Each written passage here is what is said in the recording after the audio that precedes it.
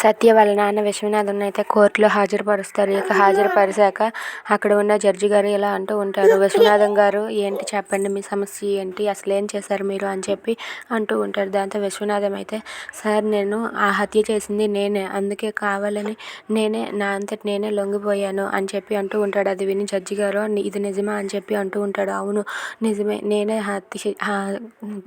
కాశీని చంపింది అని చెప్పి అంటూ ఉంటాడు. అది విని హర్ష అలాగే వాళ్ళ చెల్లి క్రిష్ వాళ్ళు అయితే ఒక్కసారిగా షాక్ అయిపోతారు. ఏంటి ఎంత నిజం ఒప్పేసుకున్నారు, ఇప్పుడు ఏం చేస్తారో ఏంటో, వాళ్ళు ఎలాంటి శిక్షను విధిస్తారో ఏంటో అని చెప్పి హర్ష అలాగే వాళ్ళ చెల్లి అయితే కంగారు పడుతూ ఉంటారు. ఇక ఈ విషయం తెలిసి సత్య అయితే, ఏంటి నాన్న కోర్టులో నిజం ఒప్పుకున్నారా, ఎందుకు అలా చెప్పారు, నాన్నగారు ఎందుకు ఇలా చేశారు ఏంటో అని చెప్పి సత్య అయితే కంగారు పడుతూ ఉంటుంది.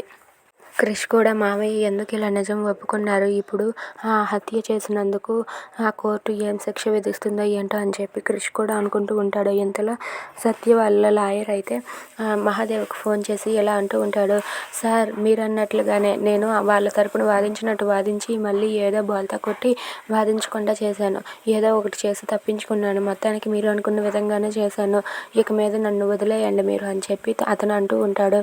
If you like this video please subscribe.